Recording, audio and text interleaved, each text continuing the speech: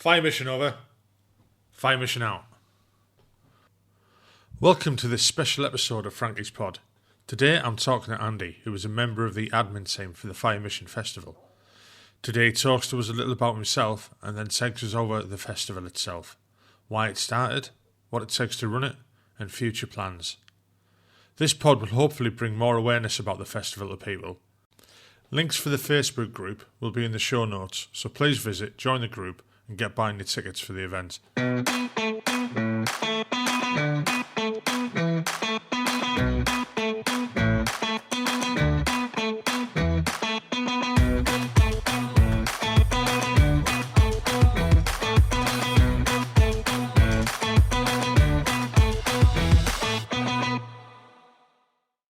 Today I'm talking to Andy McLaughlin. Andy's going to tell us about his service, and then we're going to talk about Fire Mission, which is a festival that's run by Andy and his friends for veterans of the Royal Artillery. Hiya Andy, how are you doing? Not bad, right? Good. Right, so just to start off with then, if you could just give us a quick overview of where you grew up and why you joined the Army. Right, so, I'm originally from Airdrie, and that's where I live back now, Airdrie in Scotland. So, back in the early 80s, like every other young lad in the area, I got into a bit of trouble, so you move on. But that bit of trouble started getting a bit serious, so it was time where your next visit to the man in the wig, it could have led to a custodial sentence. So it was time to make the decision, and the decision was made for me, really, join the army. So that's what I did. So 1984, enlisted, and I joined the Royal Artillery. Hoping to join. What made you choose the Royal Artillery then? Local regiment, mate. So you see the Cape tours come and run. There was a Strathclyde Gunners. Yeah. I said, yep, that's good for me. So the Capes come up, keeping the army in the public eye, seeing the equipment. Yeah, I fancy a bit of that. So something they realised that, oh, by the way, he's too intelligent to be an infantryman. So he can become a gunner. And he's too good looking to become a sapper. So yeah, he can become a gunner. And he's been in trouble, so he can't join the RMPs. So yeah, I talk funny, so I can't join the signals. So that was it. We were in. So I spent the full career with 16 Regiment, 22 years and 6 days. So full service with 16.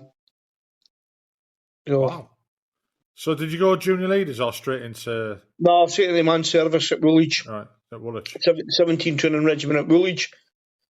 From there I joined the regiment, finished basic training. Believe it or not, I passed out with guns for some daft reason. I couldn't get my driving due to the amount of points I had in my licence, so I had to wait till they were cleared before I could do any driving with the military. And then started off with rapier on B1. So I've done a lot. B1, javelin, blowpipe, tracked on there. And in a later time, ended up moving into what they call arty log now, which was effectively MT, BQ, then back into the troops again as you get promoted, finishing up as WO2 in the regiment. So where did you serve with 16? Were they, I'm trying to think now. Well, we were in Kirton Lindsay. That's it, then, Kirton Lindsay, Then from Kirton we moved to Dortmund. Then from Dortmund to Woolwich. So, and I left the regiment when they were in Woolwich. Yeah.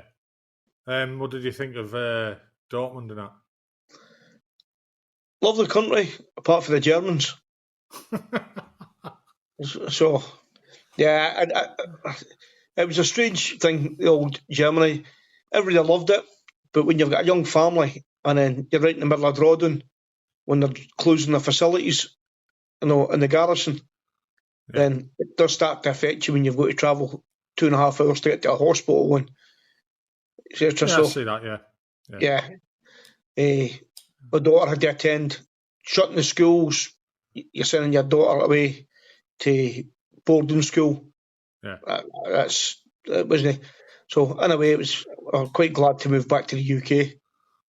So it's got its positives, it's got its negatives. But for me, there's the extra money. Yeah. So what was it like at Kent Lindsay? Because I mean, I've not ever had that much to do with the air defence side of stuff. Kirton was a great posting. You were in a really nice area. Can't say much about the married quarters in Hemswell, but married quarters are the same no matter where you go. Yeah. So I believe they're having the same problems now that we had 35 years ago. Yeah, I don't think them problems will go away anytime soon. Yeah, but great. The good thing about the regiment, because you stay that long with them, you grow up with it. You effectively grow up with it. Yeah. So, and it will be the same for a lot of guys who spend a couple of years in a regiment and move on. When you're spending your full career there, you're actually growing up with the kids in the regiment, and so we never leave. The air defenders generally stay in the 1 or 2 units. So you're so intertwined that it just becomes the norm. So really, how did that affect like stuff like promotion and that then? Wouldn't it have been like dead man's shoes and that? No, really, because your goal. I take it as the same for a gun bunny. He goes into a sub. His ultimate aim is to be number one of that sub. I mean, that detachment. That's what you aim for. Yeah. So you go in there and you learn. You just don't only learn the way the military teach you, but you learn life skills, proper life skills. When you're out, you've got to look after yourself, and then you're looking after the younger soldiers that come in. The older soldiers looking after you, and because you're going right through your career, you can effectively model and mould them to be the guys taking off, or the soldier that's taking off for you. Because we did have a come the end of a good amount of female soldiers also in the detachments. So a bit strange when we got the first couple, but that's just the same as every other soldier when they start. Yeah, I mean, I remember when they started turning up in third. I've actually done a podcast with a lass called Natalie, who was the first female AS-90 gunner. And when we got told she was coming to the battery, we were like, "What? The woman can't do this. They can't pick them shells up and this, that, and the other." And it was our way we thought about things then, and we were obviously having to move on, and we were wrong, kind of thing. You know what I mean? There's a lot. I mean, the values, the changing values that the military had in there. You couldn't say some of the things you said in the 1980s, early 90s. You wouldn't get away with it now. So it's simple because you just wouldn't get away with it. You would, but you had your combat Barbies. We had them. So, and again, you had your combat bruisers. So it takes all type.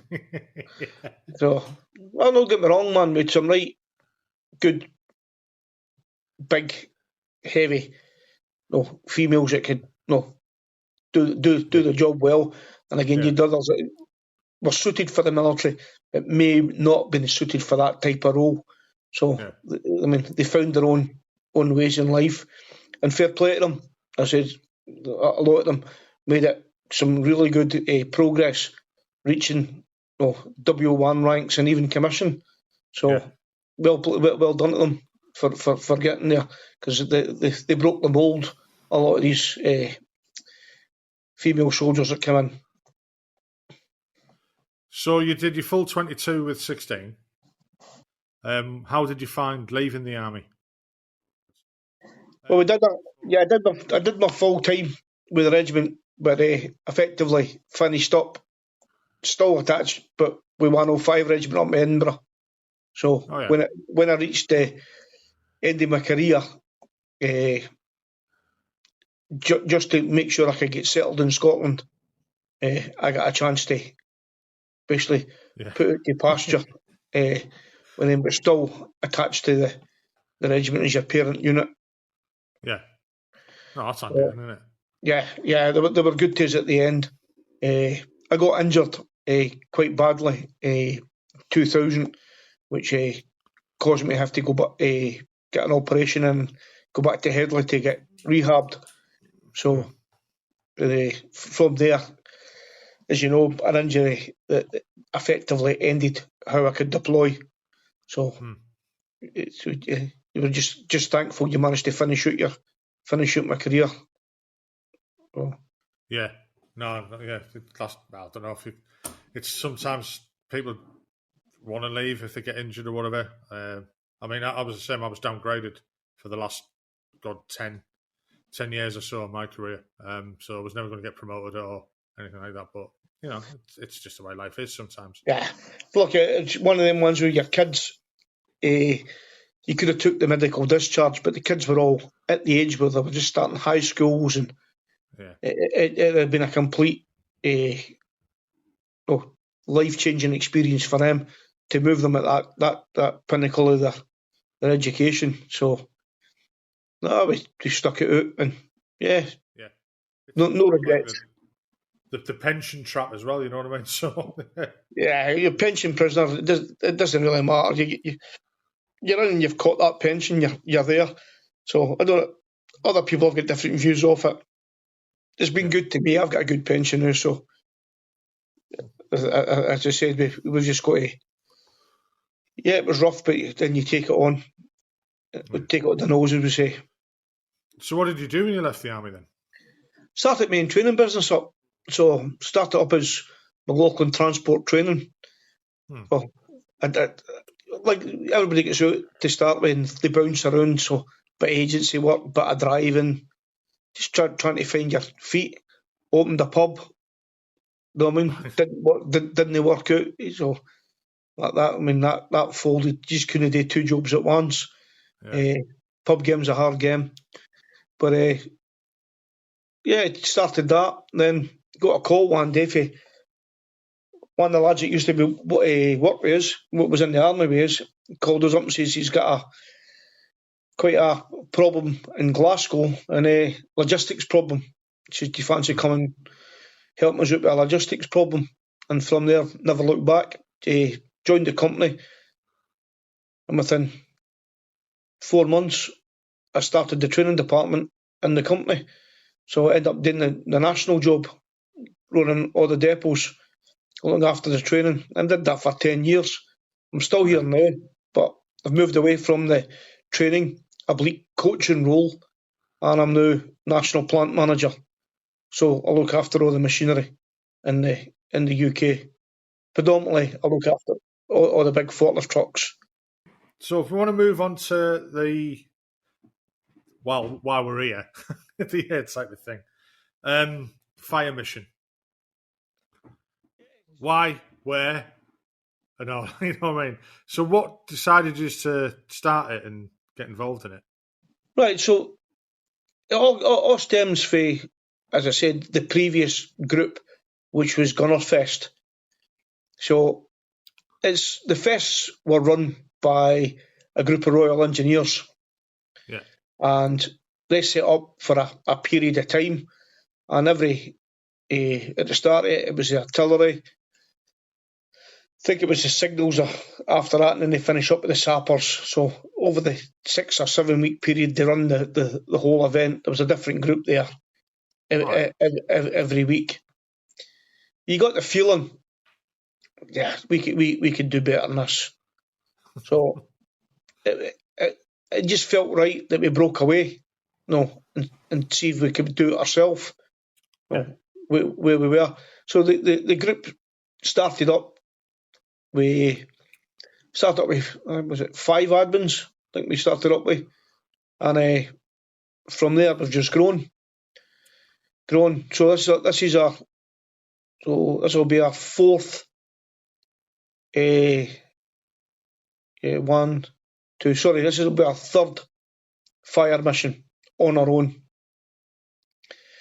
and I'd say we've achieved more in the three fire missions that we'd ever do stuck with the all group. So our first one that we had was up at Saddleworth. Mm-hmm. Lovely place. Really nice people who were in. But unfortunately that get kiboshed with the council. So council put some stipulations on where we were storing our gear, and it just became financially, it would have wrecked us if we tried to stay there. So we managed to find, well, the team went out looking for a new location. And the thing we looked for was a pop-up campsite. Yeah. To say, right, and we found this one in Doncaster, down at the bunker. What a place. The lady that owns it, Kelly, fucking salt of the earth. Really is. We've landed on our feet. The facilities she's given us, how she's prepped the land for us, what she allows us to do, couldn't ask for any more. Oh, it's really, and we've got plans to grow. Really have got some good plans to grow. So from just starting, we've managed to, well, we've got tentage of our own, we've owned our own marquees.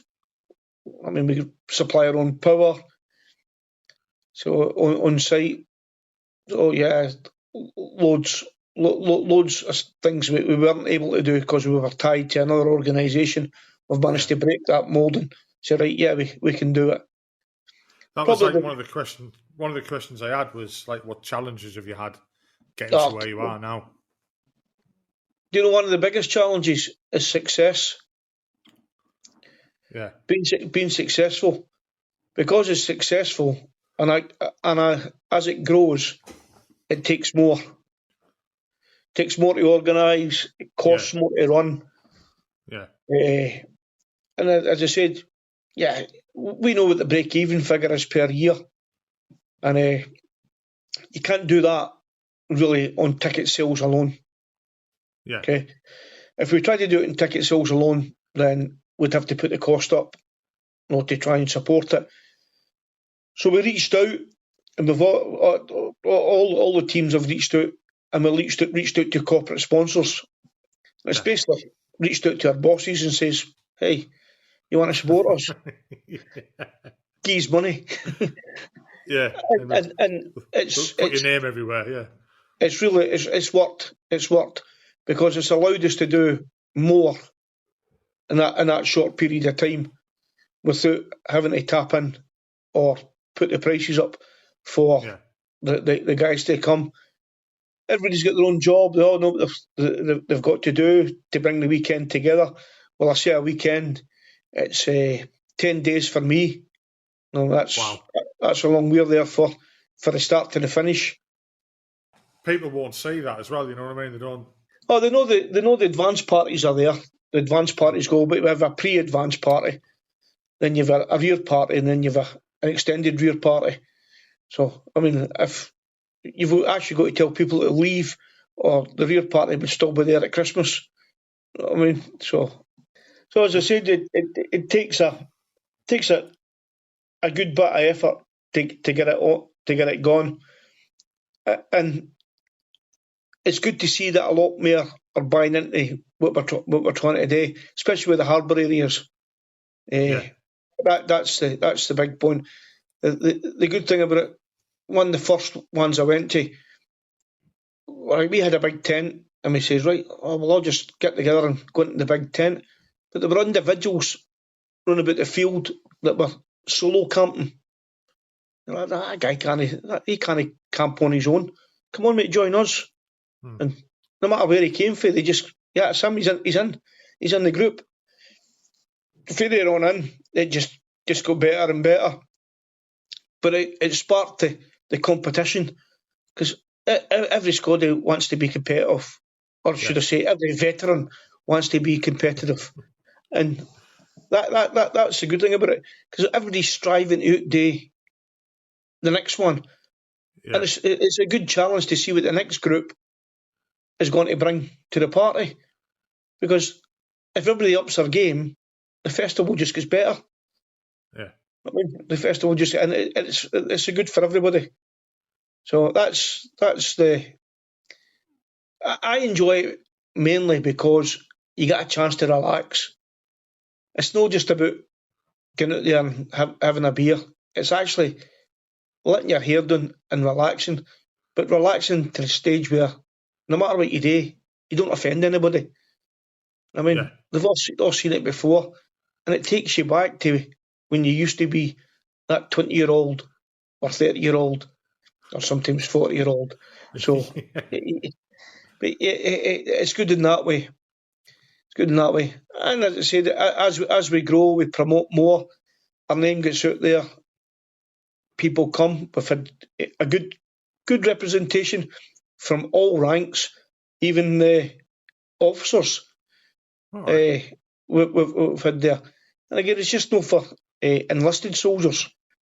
This is for our enlisted gunners. This is for all gunners. And I know this year we're going to have quite a few commissioned veterans attending. So, and due to the fact we've now got our diversity officer, where we have included, don't mind saying her name, Amanda. She's now a member in the admin team to promote females coming, because that's what we did miss at the start. It was a male orientated group.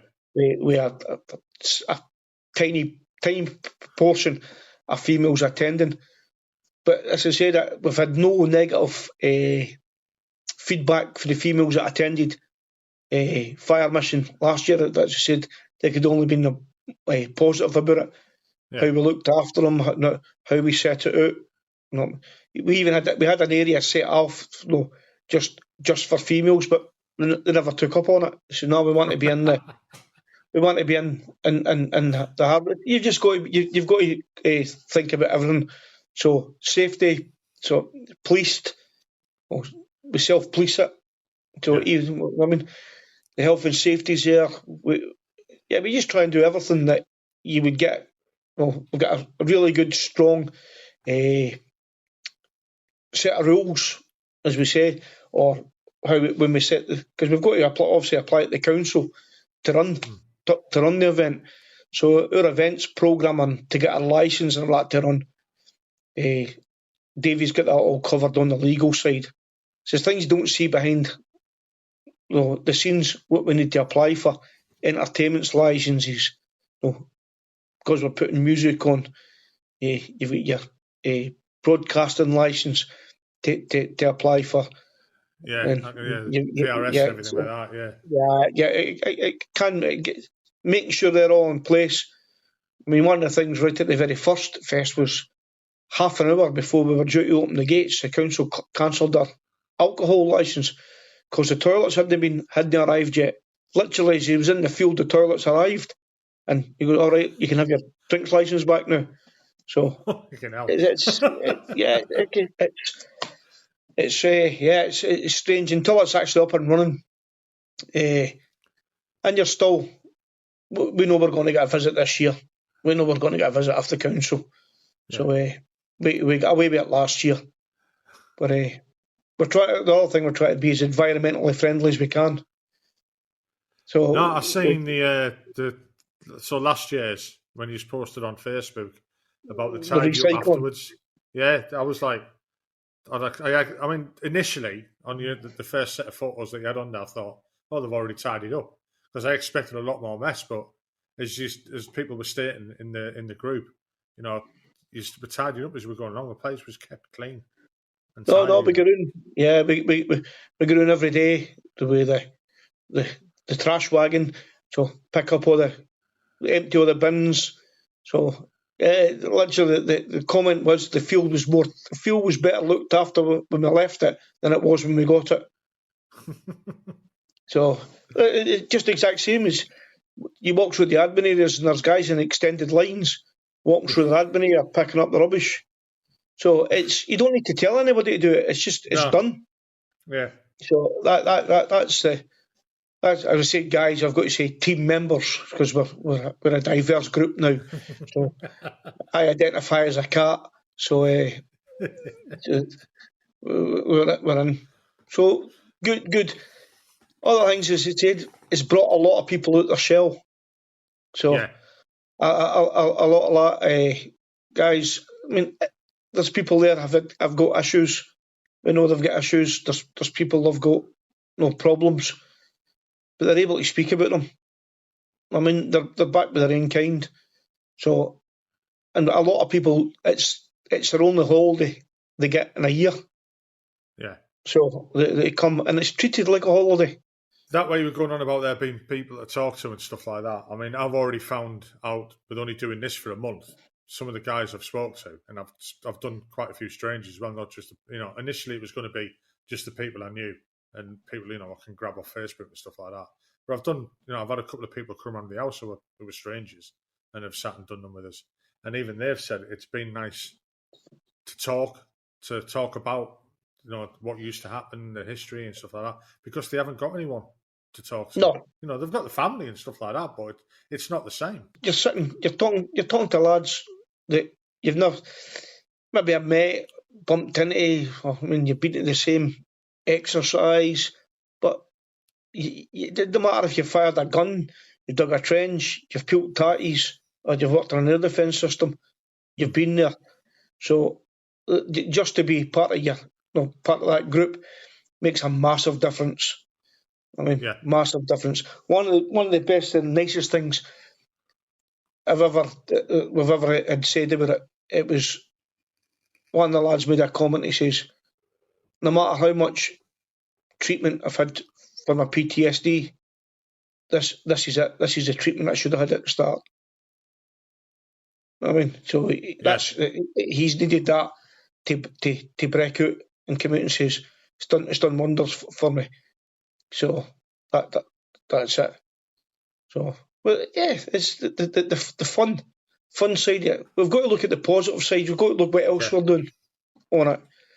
So unfortunately, we've lost team members through the gunner fests and the fire missions. We've lost really good friends. So it's a time also to remember and reflect, but do it in a fun way.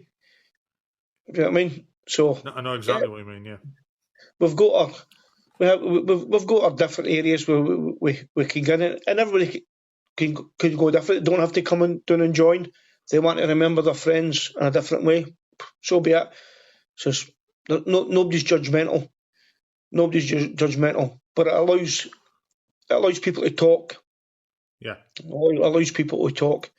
So one of the guys I know, first guy, we were up at Gunnerfest, and Billy goes, "I'm definitely coming next year." I said, "I'm coming next year as well, Billy." He says, "When's the tickets going on sale?" So we bet them, right, we'll see who can get the first ticket. Yeah. And we fucking sat at night, and as soon as the tickets went on sale, back on that computer. And Billy beat me by 2 seconds. So he got ticket number 1, I got ticket number 2. Unfortunately, during COVID, Billy passed away. Oh, sorry to hear that. I made a promise that Billy would be the first person through that gate. So I got his ticket and I got his photograph. Yeah. And I went down a day early and camped there to make sure nobody got through that gate before Billy did. And he was the first person through that gate. So stuck to my word, he was the first ticket in that gate. So that's where he got it. Good on you, mate.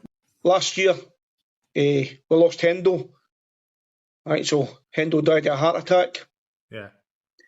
We found out that if there was a defib there, he possibly could have been saved. So we were going to put a defib at the Saddleworth area outside the pub, but due to the fact we were moving and a couple of other constraints, we decided we would take the defib to the new location. Mm-hmm. The response was that good. We ended up getting 2 defibs.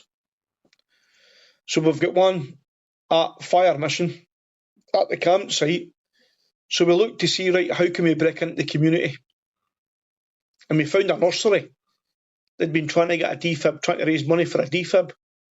So you imagine we're 5 years, five unshaven, hairy arse vets turned up at this nursery one day.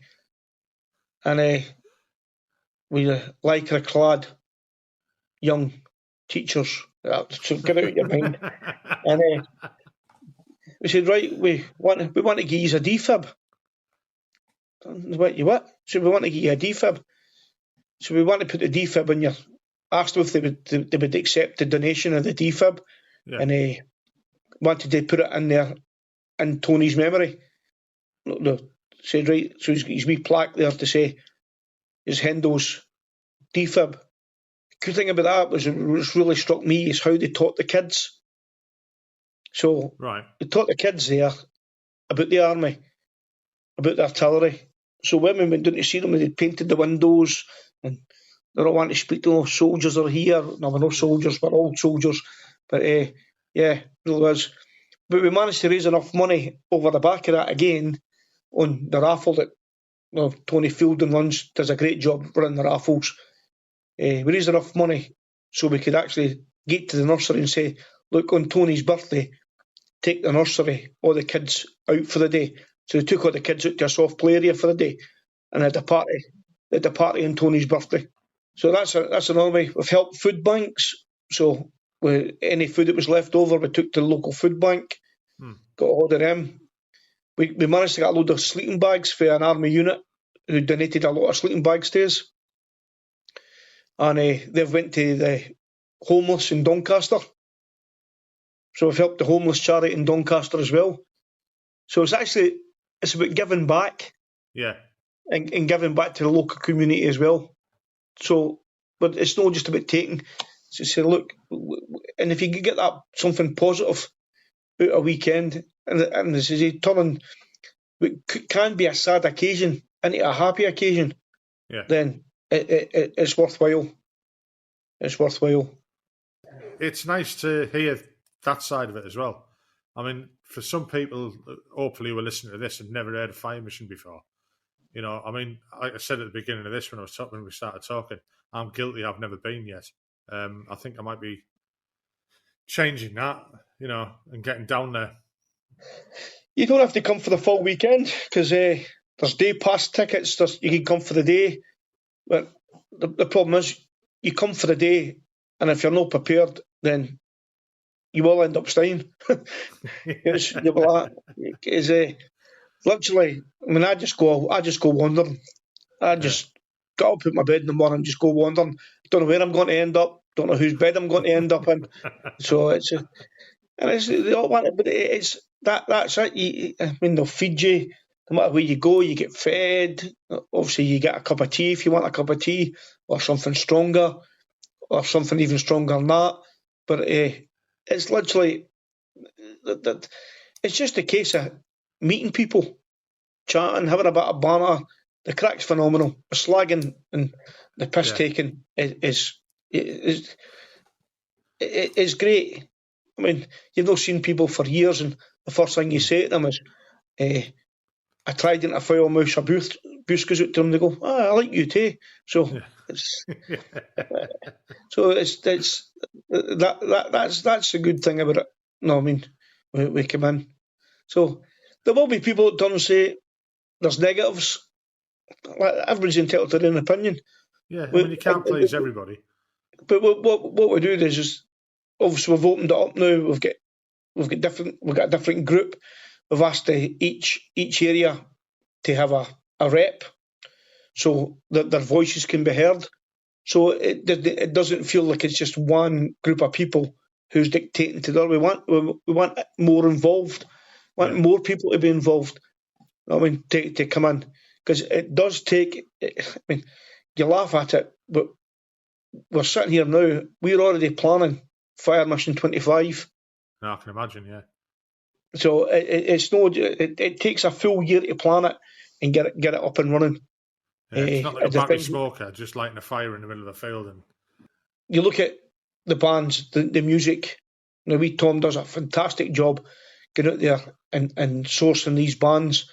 But we don't want big-headed acts. We want up-and-coming young bands that are just trying to showcase themselves. Yeah. And don't get me wrong, they're good. Taylor Swift's never going to come and see us. But if anybody knows Taylor Swift. yeah. So we've got a good couple of ABBA impersonators. So like a good bit of ABBA is doing well.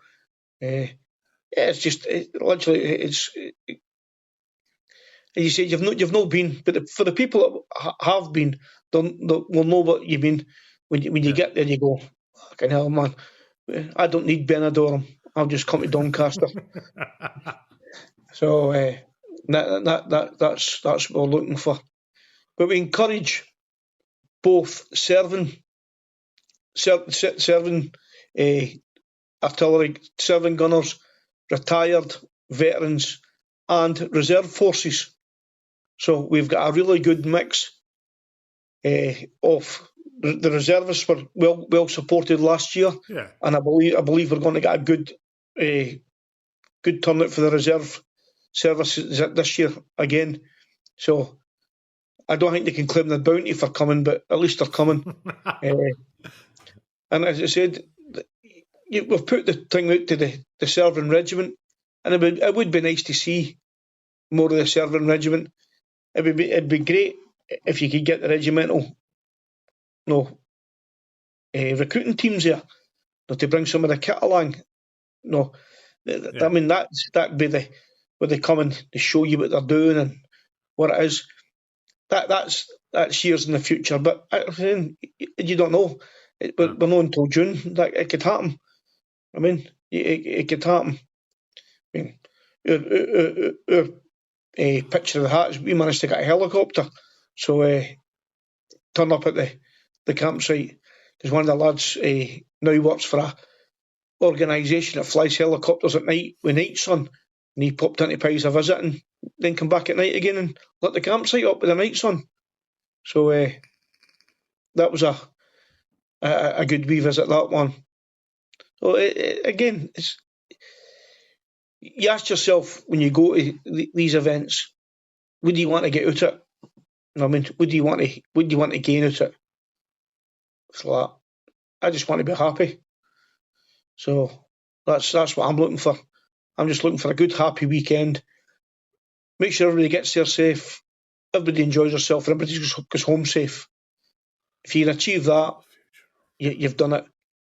So another one you can turn and say, it's Glastonbury for gunners. I just said how would I want out the weekend? I want to go there, be safe, and make sure everybody gets home safe. But the thing is, we say to every gunner or everybody that comes, see if you bring one person. If this is your first time and you've enjoyed it, bring one other person next year. Yeah. And if they do that, the event will grow. I mean, it'll just grow and grow. How much did it grow from the first one to the second one? We were steady about 100 tickets. I mean, to be there, let's be sensible. People going in and out. So we were up to about 160 on last year's.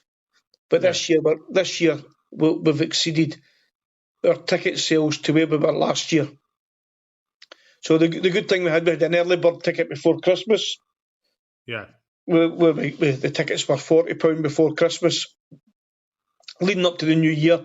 So Mark, who's a ticket master, extended it for a week, and we got another good batch just before. But that's us up to full price again. So because we got that many people joining, they're reducing it by that £10. Didn't really affect us that much. No. So, and you were getting people saying as they were leaving, when's the tickets going on sale for next year? When's the tickets going on sale for next year? So there's already people saying, look, I want to go. Yeah. We get there. There's other things we do with tickets that we don't really broadcast. No, how it goes. But the people that know what we do with tickets, they know. If you know what I mean. They know. And believe it or not, we've got a good friend, Brad IP. So if you know Bradley IP, he's over in New Zealand. Yeah. And he bought 4 tickets and he's not coming. And he says, right, that's 4 tickets for the fund. Yeah. So he donated tickets straight away. So you're like, even though people are not there, they're saying, right, I'll support somebody who needs maybe a bit of support to attend. So that's cool. That's good. So that's really good. Nobody needs to know. I mean, nobody does know. So the only person that knows that is Forrest, who's Mark Hansen, who's the ticket master, and that's between him and the person that's private. So that's good. So it's you say. We can turn and say, well, how do you hear about it? So there's the Facebook page. We had Instagram out there. We've tried all the social media networks promoting it. But I think the main thing is guys getting back to their little groups that they have. We all have our shared groups that we've got and actually talking about it, saying, right, what did you do? How did you enjoy it? And then spreading the word of mouth. How does your group go about it? Do they think that it's been promoted well enough? Or after the last one, when Fire Mission finished last year, and then all the posts started coming on Facebook, the guys who runs ours basically started saying, like, pushing it out, saying, this is going on. You know what I mean? There was it seemed to be there was a lot of people who didn't know about it. And again, it's down to people sharing it as well. If people aren't sharing it, Yeah. Found that out, that people said they didn't even know it was on. They're like, well, can help me, where have you been hiding? Yeah. I mean, hopefully this might get some new people in who haven't heard of it. Numbers will be numbers, right? Numbers don't make it. It's the people that make it. It's the people that make it. And you come with that idea, right? I'm going to enjoy myself, no matter what happens, because we had Storm Miguel, where the whole campsite get washed away one year, up in Saddleworth. Fucking first 2 days were glorious sunshine, and on the Sunday it decided it was it emptied it on Sunday morning. It just emptied on us. Got to the stage where we had to pull the plug on the main tent on Sunday afternoon because we were actually worried about the amount of water that was in there. But come the end of the night, it stopped raining. It dried up instantly, and we're back on it in the main tent again. But we had to cancel the live music that night because it just wasn't safe to have no bands playing electric guitars in the middle of a fucking piss wet field. Yeah. So we're in. So the other things that we've put on, hog roasts. We had the hog roast up that one. Tried last year with the buck and bronco. Don't want to be having that again because don't want to having that again. So we don't know. We literally don't know what the guys have got planned. So every admin area or harbour area might have something planned. We just don't know. So you go there. I mean, that's how it is. So, but the main focus this year is we've done away with the bar this year. So it's bring your own soft drinks to there, because we found we paid quite a bit of money last year for the bar. Yeah, it's a festival. The guys got to make money, but it didn't detract from leaving. But no, everybody wants to go and they just rather sit with their own drink and drink with their own drink. So everybody entitled to their own. Yeah. So we're just going to go back to basics this year and see how it works. So that sounds like a good idea. I mean, I suppose it's cheaper for people as well in the end. Yeah, it's just literally and outstanding. The thing we say, there's no glass allowed in the tents. In the main tent, there's no glass allowed because it is a working farm, and the last thing we want is glass in the field. Yeah. So, yeah, we try and keep that. And I said, you get up in the morning and there's guys already walking around picking up all the cans and putting them in the can bin, the bottle bin, the can bin, the food waste bin, so and then the general rubbish bin. So it's just literally good. Go to put a shout out as well for the guys who get the sponsorship for the toilets. So the portable toilets, they're actually sponsored by a company. The skips, they're sponsored by another company. So all these things that you see that come, they all cost money, but it's through sponsorship we're able to grow and put an event on at this scale. Because if you had to pay for it for start, you'd be quite surprised how much it costs to put this event on. Well, I mean, I would say I can imagine, but I can't. So, well, I can tell you it's 5 figures. Right. Okay. Bloody hell. So that's how much it takes to put it on. It's a big chunk. So where we've got money now, we're investing. Right, we are investing the money back into the festival. There's absolutely no profit whatsoever taken from the festival from anyone. So everybody does it as a volunteer. Right, there's nobody takes any financial reward for it. The good thing about that is the accounts are there for anybody to come and check the accounts. They're posted. So whether anybody wants to come and see where the money's went, what we spent it on, and anybody can question, because it's their money also. It's their festival, they're part of the group. So they're entitled to the exact same as everybody else to see where it's gone. So that's one of the good things. So we're planning this year. We've got permission to start the Gunner Orchard. So we're going to be planting trees this year, right? In memory of any of your colleagues. So you've got the choice. You want to bring your own tree and plant a tree, but we're looking to plant fruit trees. So predominantly. Is this on the farm or is it going to be in a certain area? This is just at the top of the hill. There's some trees there. So Kelly, the owner, she's 100% behind it. She's embracing it with open arms. That we want to start putting in. So it gives you somewhere to go, reflect. If you want to go and sit, don't have to. But if you want to every year come back and see how your tree's getting on, and so there's a separate fund just to look after the orchard. So and that's to get headstones and that, well, not headstones but memorial stones and that put up as well for the lads. So the farm's in it for the long time then. I can't see us moving for there. I mean, it's got to be something catastrophic for us to be moved. The investment we've got, the buildings we're putting in, etc. You're there for the long haul.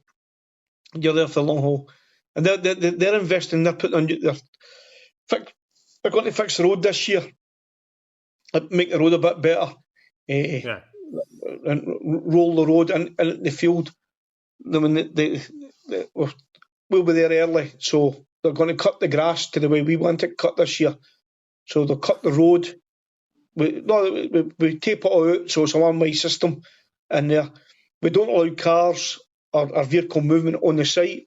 We try and get you to park in the field next to the last thing you want is cars driving around. So yeah, guys will come in, drop their stuff off, go and park it. We had them parking at the top of the hill last year. This year we're going to have them parking in the adjacent field. So there's enough room. We've actually got 4 fields we can go to.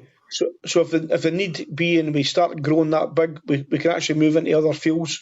So when you book the area, you're not just booking one field, we're booking the full area. So there's a wooded area up the top, big fire pit, there's a field at the back, and there's a further field further down. That again, if we need to branch into that, you can branch into that. So you don't have to camp on the main field. If you want to go and set up in the wee field at the side, no one's stopping you. Right? Yeah. The whole area is ours. So that's the main thing. So that leads on to another question. So what equipment are people allowed to bring? So they kind of bring a caravan, a motorhome? Yeah, caravans, motorhomes, tents, bivvies. So, yeah, everything apart from So, we've had, can you bring your wife and your girlfriend? Did she serve? Was she a gunner? If she was a gunner, or he was a gunner, yes. If they weren't, no. It's no wags. Unless you were cap badged in the artillery, then no. So it's no wives, it's no girlfriends. We don't. Yeah, it's an artillery smoker. Yeah, Right, the biggest smoker you'll ever been in your life. So, pets. If you've got a support pet, so some guys have got support pets. They can come. But again, we've had no problems. Guys have picked up their poo and everything like that. So that's no dramas. So, and again, you've had the first year I camped in a cattle trailer. So then I moved up and actually it was actually a pig pen converted. So listen, there's we've had old campers. I think there's one lad turns up in a DAF converted into a camping truck. So yeah, there's how do you want to live? So if you want to bring a 5-star bungalow, bring a 5-star bungalow. Nobody's going to judge you. If you want to bring a fucking sheet with two poles and a bungee, bring a sheet, 2 poles and a bungee. So literally, there's nobody judges. So but in there, I believe we've still got some spare tents, small spare tents. They were actually guys turned up and I've not got a sleeping bag. There's a sleeping bag. I've not got a tent. There's a tent, mate. So there we had them in the G10 store. So yeah, I've got a G10 store. So, it's that's another good thing we've got is the old cooking rivalry. Believe it or not, the old guys like to cook, so we've actually got them trying to outdo each other and baking and everything like that over the weekend. And you go and sample each other's wares and what you all we're cooking, we're having Italian tonight, or we're having that. Oh, I'll be doing yours for dinner, and you just go around and get fed. And yeah, it's good to really good to see. I mean, you bring it back out. I still, I'm not into the fucking peeling the tatties, but I draw the line at that. So we're in. So where can people buy the tickets then if they're not seeing the Facebook one? Right. So obviously the link is on the Facebook page, but you can go to Fire Mission web page as well. Again, you'll get the link. That'll also link you to the Merc page. So if you want to buy merchandise, the Fire Mission merchandise page we've got. So we've got our hats, our beanie hats, our baseball caps, our t-shirts, our no polo shirts, our sweatshirts, different types, the rugby shirts that were in there. And I can guarantee you I'll not be the only person wearing the pink rugby shirt this year. Okay. So we've actually got quite a few orders for the pink shirt. So we've really got to reach out and say, but one of the things, the shirts, you've got to put the order in long before. So it is quite difficult to pick a design. That's going to please everybody. Yeah. You won't please everybody. Some people don't like them. Some people do. Some people want the full collection. Others don't. Each to their own, mate. Each to their own. It doesn't matter what you've got. And again, we don't care if anybody buys anything or not, but everyone supports. Another thing we run was the Artisans Fair. So if you're an artillery and you've got a little business, you can come and sell your wares. And outside the main tent, I'll let you set up a market stall, and you can set up your little market stall and sell your wares there. Yeah, that's good. That's a good idea. So it allows guys to promote their business. And I've got to say, one of the best selling things we had was the dildo candles. Right. So really, a lot of guys said they were buying them as a present for their wives. I don't really think it was.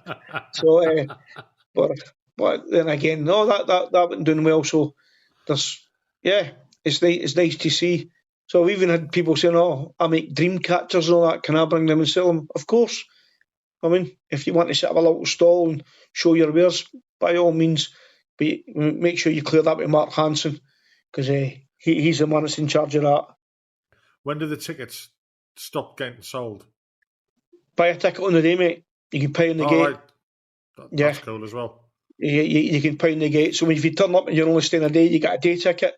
You want to stay for 2 days, you get a 2-day ticket. So and how much are the tickets? So tickets now are £50. That's how much it is for the full weekend. Again, you need to go online. I really, imagine that. I don't even know what the ticket prices is. I know they're £50 for the full camping weekend, but that's going to give you Friday night entertainment, Saturday night entertainment, and Sunday entertainment, and so live music on. Something special planned for Sunday as well, but we can't tell you what that is. Right. So I was going to say, is there anything big planned for this year? Yeah, we have the shit shirt night. Yeah. Right. So come in your shit shirt. There'll be a fancy dress theme if you want to come in fancy dress. That'll be, and guys just dress up for the sake of it. I mean, they'll just turn up in costume or don't have to. I mean, but as I said, it's how we roll. So there's as I said, the post when you see the videos are starting to come out now, because Tom works on the advertisement videos. It's now time for the little snippets to go into the web page and onto Facebook, and that's the flashbacks, and then we'll start leaking the news of what's going on. So if you tell you too early, you get too excited too early, and some of us old boys can't hold their water, so we go, like, don't excite them too early and just drip feed you the information, and it keeps you all, fucking hell, what they're going to come up with next. So that's what we're looking for, to keep you engaged. That's the main thing. Keep them engaged. And we know there's harbour areas are planning. Planning big things, because the ultimate trophy is that best harbour area trophy. You get it. Unfortunately, 40 Regiment won it last year, and fair play to them. They did pull out all the stops. To wrestle the trophy away for the 3 times in a row winners, which is their defenders. So, and it was dubious about the judging, but we'll leave that to another day. But it doesn't matter. It doesn't matter how it goes. It really doesn't. It's just the taking part that counts and get in there. And I really do. I hope that other areas step up this year and say, right, we want to make a challenge for it. We want to be the group that, because the more it take part, you're in there. So I don't think 3-2. I think it was 3-2. It was up there. I don't think their inflatable swimming pool that they had last year was enough to win because I'm sure somebody peed in it right at the very start, so it wasn't well looked at. But as I said, you don't know what the groups are planning. That was a good thing about setting up the areas where the reps could get involved, so they know what's happening. They get to feel what's going on, what's getting planned, and allows them to step up and say, right, we've got to up our game here. We've got to up our game. Big shout out again to the lads that helped us get the tentage in. So we've got enough tentage now, and hopefully we'll get a little bit more green tents. So we've got enough 18 by 24s, 12 by 12s, 9 by 9s that you can pull out the store. So we'll sort them out at Mini Mission. So Mini Mission is the admin weekend over the 12th of April, 12th, 13th, 14th of April, where we have and it literally is pulling everything out, shaking it all out, making sure everything's good to go before we turn up at the main event. So we've got to have a shakeout. So we have this little mini weekend, and again that'll allow us. There's 2 or 3 that need to go down, and depending on numbers. So Mark knows the numbers for each harbour area, and that dictates which size of the harbour areas are. How we peg them out. So if you've only sold 5 tickets, don't expect a 90 by 90 square. You just won't be there for you. But we try and put it out. So a little bit of manoeuvring in the field this year, so we can hopefully we'll manipulate it. So what we're trying to do, instead of working for the outside in, we want to work for the inside out. So everybody parked on about the hedge last year, and even though there were a lot of there, it made the place look a bit sparse. So this year we're going to try and start in the centre and get everybody start working their way out. So we'll have a right good nucleus in the middle, round about the one-way system coming in. So there's extra power there this year for us. There's some more junction boxes been bought, so we can supply. But we just got to watch the daisy chain, and we don't have extension on extension purely for safety. So, and we do have a cut-off time at night for the generators to get switched off, and it's just through to noise. Some of the guys that go and girls that go, if they've got a medical reason, they have generators running at night for any of their medical needs that they need, and that's quite understandable. We try and supply, or we try and cater for them needs. But if anybody needs anything out with a specialist, please get in touch with us, because as much as we can, we'll try and accommodate you. So if you need something special, we go in there. So we can put as I said, no wishing in anybody, but if anybody needs any wheelchair assistance or anything like that, there we will put a plastic road in, to you, so you're not pushing yourself along grass to you, but we'll make sure you're sighted at an area where you can be kept in there. So, as I said, hopefully, fingers crossed, that the facilities, the ablutions and all that may be upgraded by the time we get there this year. So, but we can't promise that. But our plans is to have, at least try and get better ablutions for us. We've got the toilets, but some people want to have a shower, etc. It's a lot of work to put showers in. For us. So wet wipes and links, mate. That's all you need. Wet wipes and links.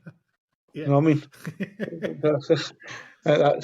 You mentioned the admin weekend that you go down. Do you accept people coming down to help you for that? Anybody. When we say you're coming down, it's an admin weekend. It's not a piss up. It's a weekend to work. We're doing to do. You do a bit of graft. So we've got all these tents on to be rolled out, checked, cleaned, folded, put together, stacked. Pegs have got to be counted, because you imagine when everybody leaves, it's just a mass of throwing everything in. It's put in, but the tents and all that need to be sorted out, labelled up, right, who's getting what do we need, what gives us a chance to fix things, go out and get things that we need. So, but anybody can turn up for the admin weekend. As I say, the first thing we put up is a big admin tent. So you'll all sleeping in your own areas, or you're not in the main field. You're up at the top field next to we've got a 32 by 10, effectively what you call a site welfare unit, and we've got one 20-foot container now. There'll be more containers going in this year, so we actually store all the stuff on site. We don't travel with it. So we own them now. They're ours. They're ours. So there's a lot. So there's a little bit of preparation to do in the ground. We need to look at the electricians will be in. They've got to do their electrical works. before we come in. They do a bit of testing. So the electrics have got to be tested. The plumbing will need to be checked. So we're at least we're set up. So you can't do it the weekend. We're coming. No, you're there. You've got to be set up and running before we go there. That's why we say when we say the advance party arrive, we're there on the Tuesday, and the event starts on the Friday.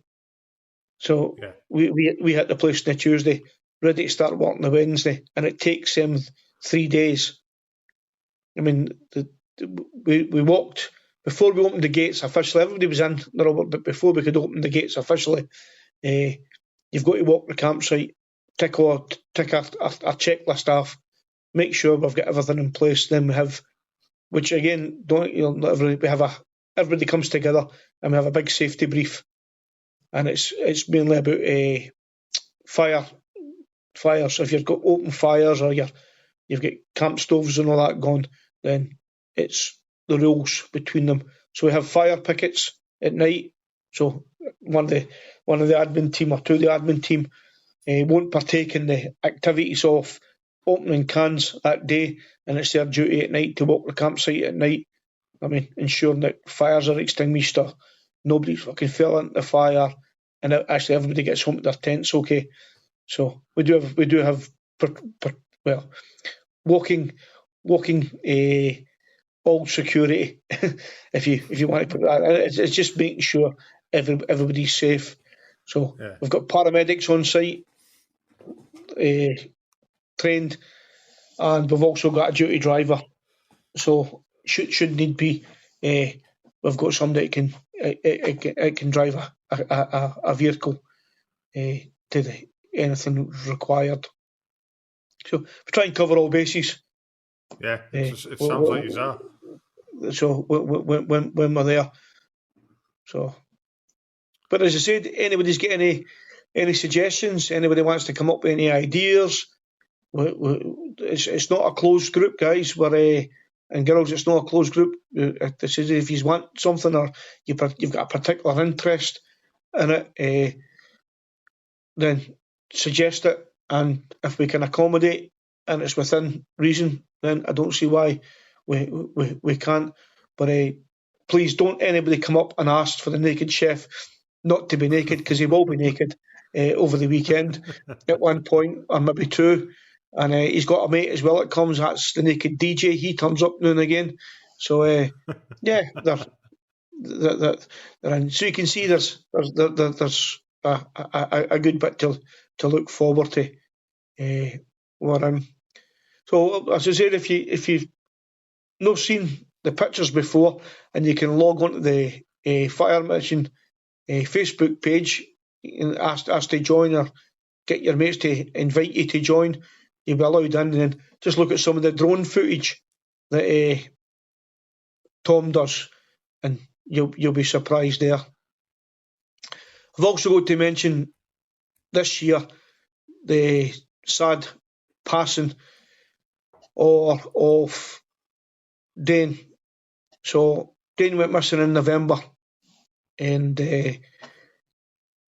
obviously he went missing and his family couldn't find him. So Fire Mission got together, again pulled together with a lot of resources, and we went out and we looked for Dane 2 weeks ago, and we found Dane within 48 hours, more than the police had done in 11 weeks. Unfortunately, we brought Dane home. He's deceased, but his family's got closure. Yeah. Right, and that was 70 plus boots on the ground. The comments for the search and rescue teams that was there, they've never been on a search and rescue like that before. Never seen it as organised. So that was from search dogs, underwater teams, boat teams, drone teams, and even a plane up in there. Volunteers for the local community and the military community. But the locals really, you couldn't ask for more. Supermarkets donating food. green places where you buy places where you can buy a sausage roll, donating food. Yeah. And they've got to put again shout out for the Veterans Guard in Dumfries, who fed us all weekend and looked after us. The landowner gave us the community hall to stay in. Without that sort of support, but it just shows you it's just not about the weekend. Fire missions all year round. Yeah. So that's so if anything, sombre, but we achieved our goal. We went out there to find them, and we found them. So, and there's been a post today about the details and what's going to happen there. But that's the family's request on that. So we've got to respect their requests on that. So if you need to know anything about that, please log on to the Facebook page or log on to the Fire Mission page. And if you're a member of the Royal Artillery Facebook page, we post stuff on that as well. Yeah. So I'll just let you know. So the group is an all year round group. So that's it. And if anybody can help me, really, I really need to know what's the difference between a tank and a gun. Okay, because I'm confused. I mean, a tank's got a big thing in the front that fires bullets, and so's a gun. So we're all confused. Us air defenders get really confused about it. So when you say, "Oh, it's a gun," it's a tank to me. It's just a tank. Well, I'll put my input there. Right, a gun can't fire on the move. Right. Well. I don't know. I think you'll find that some of the boys with 7 RHA can say it can. When you're towing it behind a Pinsgauer, you can actually fire on the move. So it's a you can see the pattern, the banter there. It's everything you would expect from when you get a load of all guys together. Really want to lay it on the line and just take the piss out of you for nothing, just so goes to the kin. So goes to the kin. But right, I think we've exhausted everything we can with that at the moment. That's no problem, mate. It's no problem. As I said, by all means, if anybody needs to know any details, if you've got the details yourself, if you just post that up.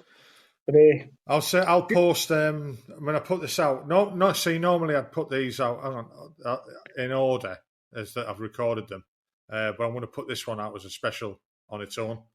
Yeah. So I'll get this edited by the end of this week and then get it out the beginning of next week. That's spot on, post mate. That out and share it about.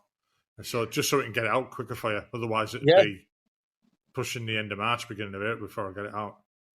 Well, as I said, I hope when you come down then you bring some recording equipment. You can do some live interviews or speak to the.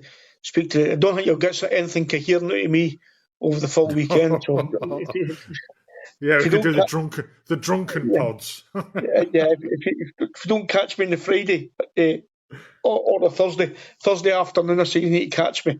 Apart from that, you won't find me upright until at least the Monday. So, because I've worked all year, and that's my time to let my hair done. Yeah. So no. So I hope it's been. I hope the chat tonight has been informative to all the listeners, and I look forward to seeing you all. If you turn up at a fire mission, don't be a stranger. Come up and speak to us. We don't bite. I do. I do bite, but it's a soft bite. So we're in there. And please feel free to ask any questions and get in touch with us if you need us. Well, thanks very much for this, Andy. It's been great. And I'll tell you what we said about being informative. I didn't know half anything that was going on, and I do now. Yeah. And I'll be booking in, I think. I'll be looking at it when I finish this. So anybody who wants to go to Fire Mission, tickets, as Andy says, tickets are available on the gate if needed be. So get it sharing around your friends as well. Because as we found out that maybe not enough people know about it. So we'll get it shared. and hopefully this will get out to people and we'll get more people there for you. So I'd just like to say thanks very much, Andy, and I'll see you later. Thanks very much, mate. Cheers.